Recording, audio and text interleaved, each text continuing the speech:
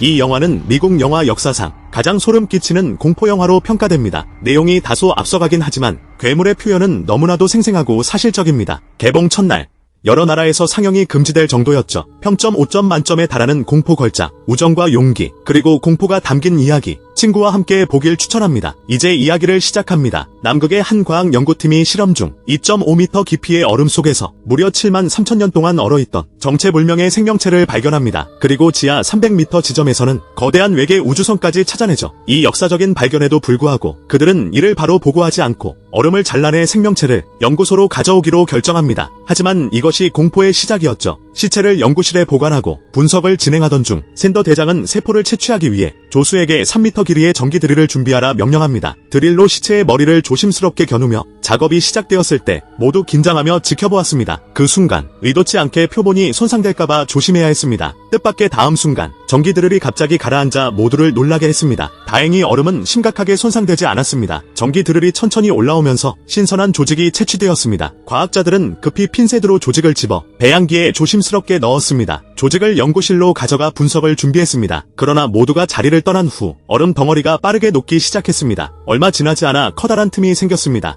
누군가 인기척을 느끼고 궁금해하며 보관실로 들어갔습니다. 그는 얼음을 손으로 가볍게 만져보았고 결국 깨진 얼음 조각을 긁어냈습니다. 그는 얼음이 녹고 있다는 사실을 깨달았습니다. 서둘러 시체의 상태를 자세히 살피던 중 그 순간 예상치 못한 일이 벌어졌습니다. 동료의 농담은 상황을 가볍게 여기는 듯 보였습니다. 하지만 긴장감이 사라지지 않았습니다. 그는 떠나려 고개를 돌리는 순간 충격적인 일이 발생했습니다. 수만 년 동안 얼어있던 괴물이 갑자기 부활했습니다. 그는 과학연구소의 모든 사람들을 공포에 빠뜨렸습니다. 사람들이 현장에 도착했을 때 괴물은 이미 사라져 흔적조차 없었습니다. 이에 연구소는 사람들을 두세 명씩 조로 나누어 괴물을 찾기로 했습니다. 누구든 먼저 발견하면 큰 소리로 알리기로 했습니다. 제멋대로 행동하지 말라는 지침이 내려졌습니다. 모두 손전등을 들고 각자의 방향으로 움직였습니다. 과학연구소는 크지 않았지만 그 안의 구조는 매우 복잡했습니다. 게다가 밖은 어두워서 한동안 괴물을 찾을 수 없었습니다. 그러던 중 두 연구원이 탐색 중일 때 갑자기 근처에서 이상한 소리가 들렸습니다. 그들은 소리가 나는 쪽으로 다가갔고 결국 그곳에서 끔찍한 광경을 목격했습니다. 그리고 다음 순간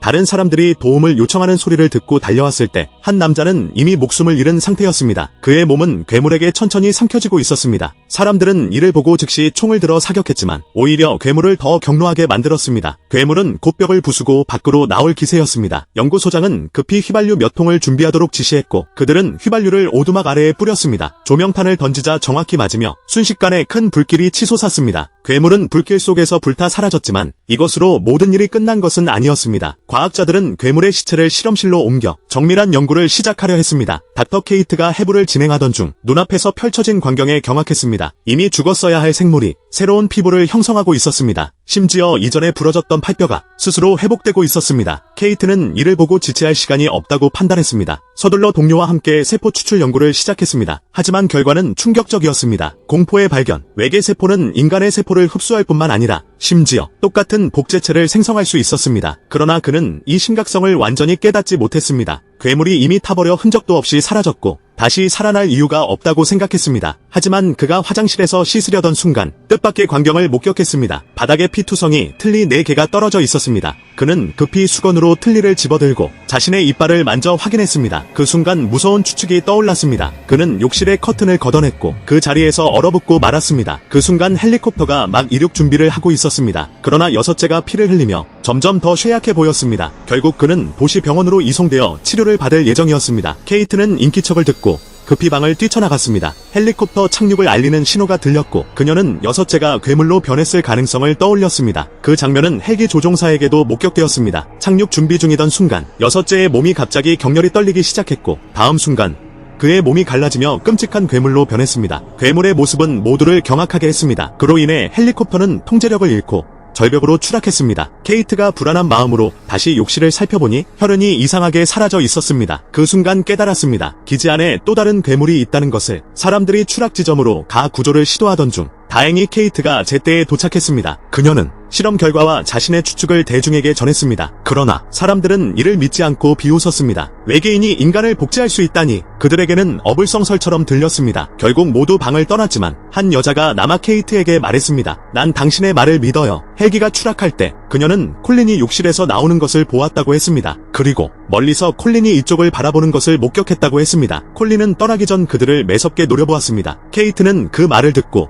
그녀를 믿기로 했습니다. 그러나 진짜 위험이 바로 옆에 있는 줄 몰랐습니다. 케이트가 차키를 찾으려는 순간 갑자기 뒤에서 무서운 소리가 들려왔습니다. 그 소리는 그녀가 본 것 중 가장 무서운 괴물이었습니다. 다행히 여자들은 재빨리 반응하여 괴짝을 넘어뜨려 괴물을 막았습니다. 그 틈을 타 케이트는 방에서 탈출했습니다. 마침내 노란 털의 도움으로 괴물의 추격에서 벗어날 수 있었습니다. 그때 사람들도 소리를 듣고 달려왔습니다. 라스는 상황을 보고 화염총을 들고 방 문을 겨누었습니다. 케이트가 문을 열자마자 라스는 방아쇠를 당겼습니다. 괴물은 불길에 휩싸였지만 여전히 부엌으로 뛰어들어갔습니다. 수돗물로 불을 끄려는 시도까지 했습니다. 라스는 이에 굴하지 않고 앞으로 나가 총을 보충하며 괴물을 끝낼 때까지 멈추지 않았습니다. 결국 사람들은 모든 시체를 밖으로 옮겼습니다. 한 줌의 불은 모두 잿더미가 되었습니다. 이제야 사람들도 케이트의 말을 믿기 시작했습니다. 남은 사람 중 괴물이 있는지 확인하기 위해 역장이 결정을 내렸습니다. 모든 사람의 혈액을 채취해 괴물과 융합 반응을 연구하기로요. 반응이 나타나는 자가 괴물일 겁니다. 그들이 돌아오는 길에 멀리서 두 개의 그림자가 보였습니다. 그들은 천천히 기지로 들어왔습니다. 그들 중 하나는 이전에 추락한 조종사였습니다. 사람들은 그 광경을 보고 즉시 총을 들어 그 두 사람을 겨누었습니다. 추락에서 살아남을 수 있을 리가 없어. 이 추운 남극에서 10시간을 걷고도 얼어 죽지 않았다니? 나스가 총을 쏘려고 할 때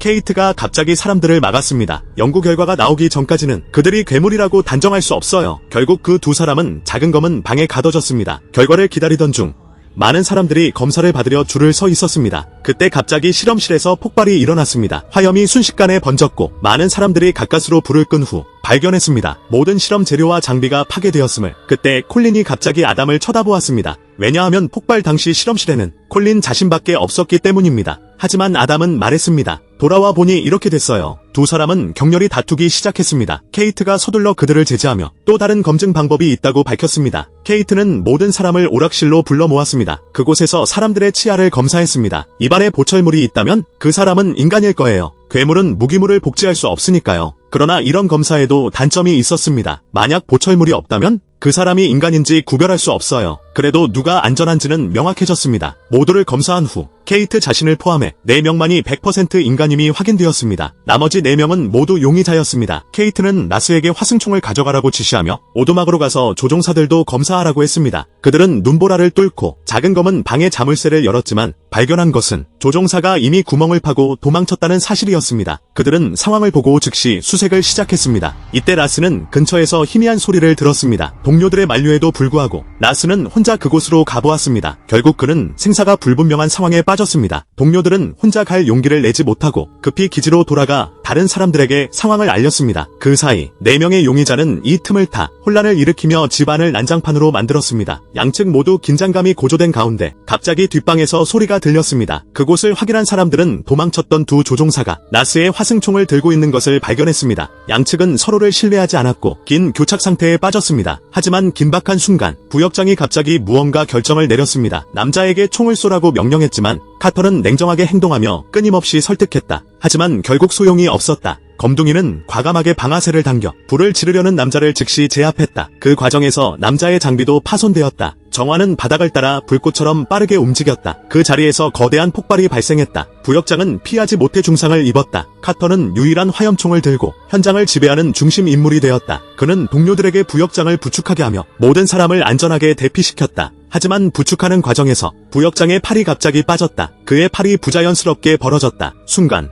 괴물의 송곳니가 남자를 공격했다. 하지만 중요한 순간에 화염총이 갑자기 작동하지 않았다. 단 2초 반 동안의 고장. 그 틈을 타 괴물의 긴 촉수가 남자의 배를 관통했다. 여러 사람이 급히 책상으로 막으려 했지만 그것은 아무런 도움이 되지 않았다. 검둥이는 과감하게 일어나 총을 쏘았고 위기를 순간적으로 모면했다. 그러나 그는 심각한 부상을 입었다. 괴물의 몸은 다시 변화하며 긴 다리들이 빠르게 자라났다. 그 다리는 곧바로 남자를 향했다. 다행히도 화염총이 다시 작동하기 시작했고 괴물은 두려움에 도망쳤다. 케이트는 화염총을 들고 동료들의 시신을 불태워 안식을 주었다. 역장은 통신실 책상 뒤에 숨어 자신이 안전하다고 생각했지만 다음 순간 괴물의 그림자가 보였다. 케이트와 동료는 괴물을 찾으려 했지만 그때 역장의 비명이 들려왔다. 두 사람은 급히 소리가 난 곳으로 달려갔다. 한쪽 손이 부러진 채로 갑작스럽게 들이닥쳤다. 카터는 즉각 상황을 파악하고 반응했다. 케이트, 지금이야. 케이트는 부러진 손을 겨냥해 과감히 총을 쐈다. 그 손은 순식간에 타버려 흔적도 남지 않았다. 카터와 케이트가 통신실에 도착했을 때 역장은 이미 사라지고 없었다. 벽에는 선명한 핏자국만 남아 있었다. 그때 카터가 항아리를 실수로 차버렸다. 크게 울리는 소리에 모두 긴장했다. 갑자기 괴물이 나타나 공격을 시작했다. 카터는 당황하며 부엌으로 뛰어들어 재빨리 문을 닫았다. 자신의 흔적을 감추려 했지만 뜻밖에도 괴물의 울부짖음이 점점 다가왔다. 그는 놀라 과도를 잡고 방어 자세를 취했다. 1초도 되지 않아 괴물이 방으로 들이닥쳤다. 카터는 구석에 숨었지만 괴물은 그를 향해 덤벼들었다. 절체절명의 순간 케이트가 화염총을 들고 나타나 괴물을 향해 불을 쏘았다. 괴물은 고통에 몸부림치며 벽을 부쉈다. 괴물이 도망치자 케이트는 뒤를 쫓았다. 카터도 따라가며 괴물이 타버리는 모습을 확인했다. 두 사람은 탄 냄새에 숨을 고르며 안도했다. 그러나 평화는 오래가지 않았다. 그들이 시신을 살피던 중 돌연 섬뜩한 느낌이 들었다. 역장의 차가 빠르게 멀어지고 있었다. 그제야 두 사람은 역장이 이미 괴물로 변한 걸 깨달았다. 그들은 급히 차량을 몰아 뒤쫓기 시작했다. 마침내 외계선 입구에서 역장이 몰고 간 차를 발견했다. 우주선을 확인하려는 순간 우주선이 움직이기 시작했다. 강력한 회전 날개를 피해 두 사람은 급히 몸을 피했다. 하지만 케이트는 제때 탈출하지 못하고 우주선 내부로 빨려 들어갔다. 카터는 화염총을 들고 입구를 찾으며 케이트를 따라갔다. 케이트가 정신을 차렸을 때 몸에 가벼운 상처만 있는 걸 확인했다. 그녀는 손전등을 들어 주위를 살폈다. 그곳은 상상도 못한 세계였다. 우주선 내부는 별세계처럼 느껴졌다. 외계인들이 방문한 것은 수만 년 전이었지만 그들의 기술은 현대 지구의 기술을 훨씬 능가했다. 케이트가 경이로움을 느끼던 찰나 역장이 갑자기 뒤에서 나타났다. 케이트는 상황을 보고 황급히 도망쳤다. 좁은 통로로 뛰어들며 완전히 변신한 괴물은 거대한 몸 때문에 통로를 지나지 못했다. 그는 촉수를 휘두르며 공격을 시도했다. 얼마 지나지 않아 통로 너머에서 폭발이 일어났다. 케이트는 천천히 그곳으로 움직이며 주위를 살폈다. 그러나 괴물이 다시 나타나 갑자기 그녀의 종아리를 움켜잡았다. 다행히 케이트는 수류탄을 잡고 있었고 괴물에게 끌려가던 중에 그에게 수류탄을 던졌다. 같은 시각 카터가 도착했고 수류탄이 폭발하며 괴물은 그 자리에서 산산조각이 났다. 우주선도 완전히 파괴되어 더 이상 작동하지 못했다. 두 사람은 지하에서 탈출하여 장비를 차에 싣고 이동을 시작했다. 그들은 50km 떨어진 러시아역으로 가려는 계획을 세웠다. 하지만 이동 중에 케이트는 카터가 괴물에게 기생당했다는 사실을 알아챘다. 잘못 죽이는 한이 있더라도 놓치지 않는다는 원칙을 지키며 케이트는 과감히 방아쇠를 당겼다. 그 총성이 카터를 잿더미로 만들었다. 그 후 카터는 다른 차를 타고 떠났다. 아마도 그는 지금 혼란에 빠졌을 것이다. 자신이 인간인지 괴물인지 고민하며 말이다. 이 영화는 겉보기에 잔혹하고 피비린내 나는 공포영화다. 하지만 그 속에는 인간 본성의 어두운 면이 담겨있다. 외계인을 발견했을 때 호기심에 이끌려 연구하려는 인류의 욕망, 그리고 이기심 때문에 사실을 은폐하면서 비극이 시작되었다. 케이트가 진실을 말하려 했을 때 대중의 고정관념을 깨뜨린 탓에 불행한 선택을 강요당했다. 적절한 대응이 지연되었고 괴물이 성장할 시간을 줘버렸다. 감염자는 점점 늘어났으며 결국 서로 의심하고 분열하는 가운데 참사가 이어질 수밖에 없었다.